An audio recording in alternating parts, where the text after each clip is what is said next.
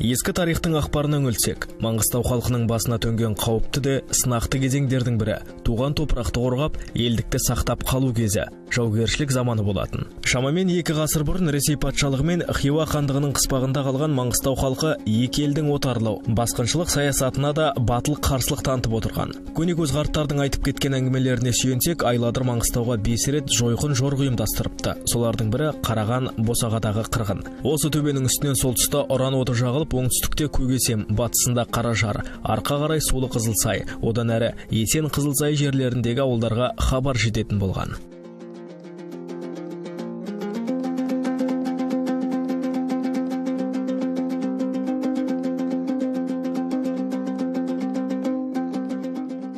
Оразмеңді, Қарабөрі, Бақы басқарған түркменнің 200-дей жасағы 1856 жылы жазда Маңғыстаудың ойында Қаратауда отырған бейбіт елді шауып, алдына мал мен жесір айдап, Ебелектің елу аңғар арқылы қырдың үстіне көтерілмекші болады. Осы қарақшылықтың болатын ескелді Тұрманбет батыр Хиуа базарына келгенде оған түркмен біліш айтады. Тез арада Самғұмындағы балықшы Балуаниязға хабар жетеді. Жарқылықта ұран оты жағылып, 5 қаруын асынған батырлар жинақтала бастайды. Көпшіліктің арасынан балта палуан көрінбейді. Балуанияз жинап, адайдың жігіттерін жина деп, Тұрманбет жетпей атыр вақырт дейді, жина деп. Сол Тұрманбет келгеннен кейін сүйіншілеп, адайдың жігіттерінің ішінде мына Әли балта көрінбейді дейді. Әли балтаны табың деп айқайлады. Бұның күші бұндайда керек болмағанда не керек, оны құр күресіп жүрген деп. Әли балта дейтін атамыз бір сондай, қалай деп айтады, сай қылау ма, шай қылау ма, сондай кісі дейді, палуан болғанмен бір саратанына мініп, ауылдың шет жағында жүретін. Алып келіп, Балтеке, ал ел басына күн туды, ер басына күн туды.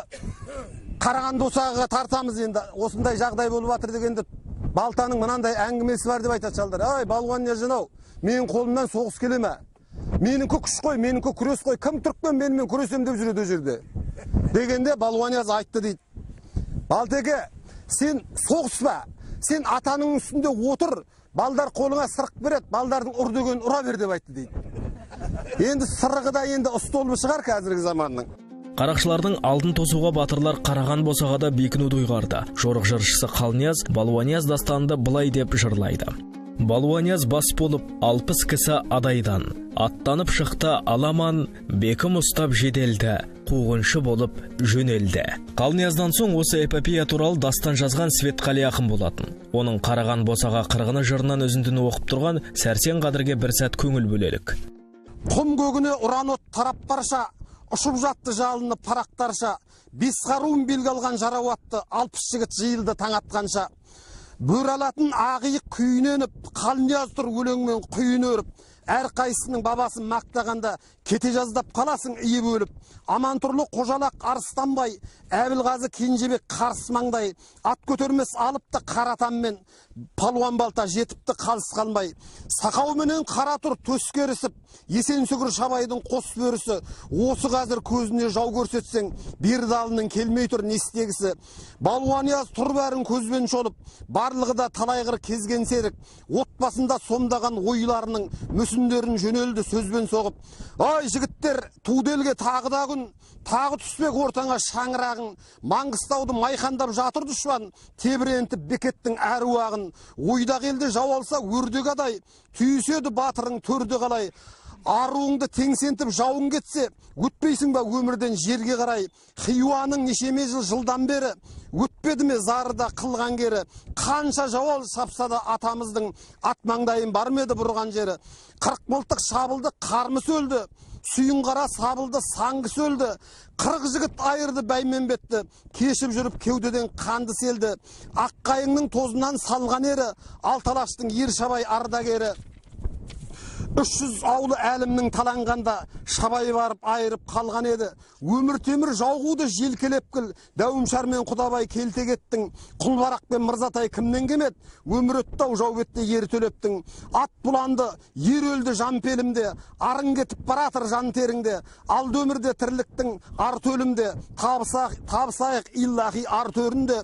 Кімнен сірә көшпеген қалпы жалған, мүлкің емес Құдайдан сатып алған. Арман бар ма жігітке жаудан жаудан өліп, ұран болып ауызда аты қалған.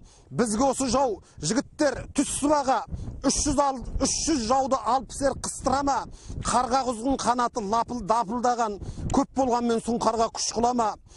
Давамдадым айтатын сөзімді ақыр, мына қырда ер бабам көзің жатыр, баба көзі жұмылмай жаудан қашсаң, қатының талақ, тұқымың тұл, өзің кәпір, ұлым деген еліңнен атталамыз, не болмаса бір жола жат боламыз, қарындасың еңіреп баратқанда, тұрып болмас мөңіреп аттанамыз. Балуания сөйлеп кеп барын сала, дауылпазбен жөнелді сарын шала, ертпей кетті атадан жалғыздарды, ағажан деп артынан жалынса да, көк темірдей кілең бір кескінердің, көлеңке боп үстінен көштілеңнің, жау алдынан жампоздар жосылғанда, бәрі ерді деп айталман естігеннің, су жүректі су жыра қымтап қалып, күн батқанша тығылдай шынтақталып, ермей қалды біреуі атақсаған, келмей қалды біреуі сырқаттанып. Біреу үшін қайтеміз жаралы боп, күн көрейік одан да шамалы деп, өкпеледі біреулер су басында, Балуанияз бір кезде сабады деп, қалсай түгел қырылып кілнадан деп, қарғыс айтып тұрыштей бір жаман боқ, отбасында бықсыған көп мартуды, пенде түгел періде тыңдаған жоқ дейді. Жаудың кері қайтатын кезде тығылып сайлар арқылы өтетін екі ғана жолы бар. Біреуі ебелектің ең терісіндегі аңғары, екіншісі босағаның қарағаны. Мына түрікпен келді ғой мен жерден. Жаңағы бір жігітті жіберді дейді Балуанияз. Аналарды көрініп алдап, алдынан көрініп қаш деп. Соң көрініп қашып, мыналар түрікпендер қуып батырып барып, мына жерден жол тосады ғой енді. Сөйтіп күшін бөліп кетеді. Сосын мына Балуанияз Асарсыпы Тұрманбет тұрған неге келіп, 30 жігітке келіп, батыр, бөрі батыр екі келіп, екі кетті дейді, жекпе-жек деп. Сосын Тұрманбет рұқсат сұрады дейді, Асеке маған рұқсат бер деп. Асарсып ақырды дейді, қозғалмақ отыр деп. Сосын Балуанияз айтты дейді, бір баласы туғмам десең Тұрманбетке бер, аға баласы десең маған бер кезекті деп. Отыр деп ақырды дейді, қозғалма деп. Сосын сөйтсе ана дұшпан оқ ату керек екен ғой. Бір мегала түрікпен шыдамай біреу оқ атты, ал енді Балуанияз ұмтыл деп айтты дейді, батасын берді дейді. Мынау дінден шықты мыналар, мұсылманға қарсы оқ атты, енді обалдар жоқ деп айтты. Сайға жеткізбей жауды орағытып жан-жақтан шапқан қазақтар қалың түркменнің арасына дүрсе лап қояды. Шайқастың дәл ортасына кірген Балуанияздың көзіне жорықшылардың бас батыры қара бөрі түседі. Ол қанды балық жауыз 10 қазақ баласы үшін еріне 10 ат байлап шыққандығын естіген батырдың көзіне қан толып, қасына жетіп екеуі айқасады. Екеуі айқасты, Балуанияз келіп найзаны салған кезде мына ажал оқ дейді екен ғой мен жерден. Ажал оғынан өтіп кетті дейді жаңағы найза. Соған ердің қасына сүйеп көтерген кезде бөрі батырды аспанға. Найзамен көтерген ғой. Сонда тұқылаттың өзі тәлтіректеп кетті дейді жаңағы. Анауда аршылан ғой енді. Ал енді соны көрген Тұрманбеттің аузынан естіген адамның әңгімесі мен айтып отырған. Басшысы мерт болған түркменнің белі сынып, қырғынға ұшырайды. Бойларында сенім күші мықты батырлар дұшпанның қалың сеңін бұзып, оларды шаң қаптырады. Бір мезетте көзі қарағы Балуанияз бір төбенің астында тығылып, мылтық асынған 5-6 жауды байқап қалады. Оларды сабасына түсірейін деп жауға қарай бас салады. Найзасын қарсыласына сілтей бергенде, асыл ер араңдап қалады. Қақ жүрекке оқ тиеді. Көзден көшіп дүние жүре берді, дөңгеленіп диірменнің ұңғысындай. Екі тарапта көп шығынға ұшырап, қазақтардың жеңісімен аяқталды. Солғанды шайқаста 38 жастағы бас батыр Балуанияз бен інісі Қорғанбек, серіктері Майлыбай, Ораз, тағы да басқа батырлар шейіт болады.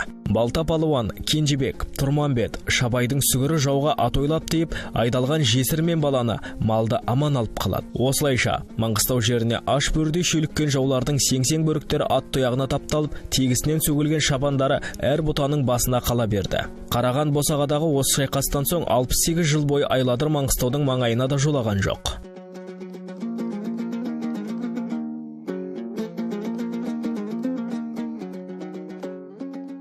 Иесі Балуанияз шахид болғаннан кейін, оның құла атын Оразбеңді қолға түсіріп, түркмен еліне алып кетеді. Тегі асыл құлақ асқаны қанша жем беріп, шекер беріп баққанмен көндіре алмаған, ақыры ашынған Оразбеңді аттың көзін ағызып жібереді. Бір күні қапысын тауып құла ат шарбақтан босап шығып, қас дұшпанды артта қалдырып Маңғыстау жеріне тартып отырады. Үстірттен жұлдыздай ағып өтіп, ертеңіне қараған босағаға Балуанияздың басына келеді. 3 күн бойы тұрып, ақырғы рет кісінеп, иесі өлген жерге барып жан тапсырады.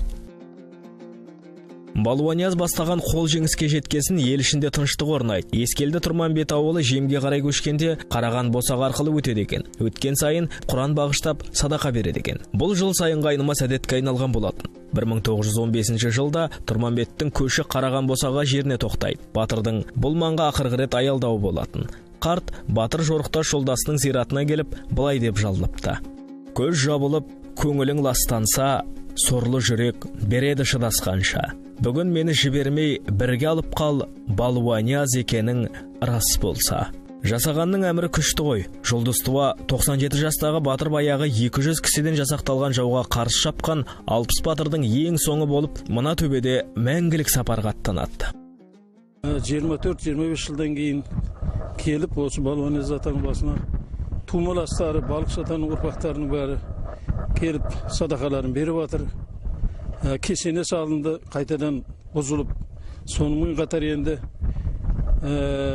мына осы қырғынның, осы соғыстың Балуанияз ата, Тұрманбет батырлардың осы қатысқанында 160 жыл толуына байланысты да осы шаралар өткізіліп жатыр. Себебі бұл келесі ұрпақтарға қатты өте маңызды, мәні бар, тәрбиелі шара деп мен түсінемін. Өткен жылдың қыркүйек айы ішінде Қараған Босаға қырғыны мен Балуанияз батырдың өмірден озғанына 160 жыл өткеніне байланысты ұрпақтары еске алу шарасын ұйымдастырды. Елді, жерді қорғаудағы аталардың жасаған ерлігі мәңгі ұрпақтар жадында сақтала бермек.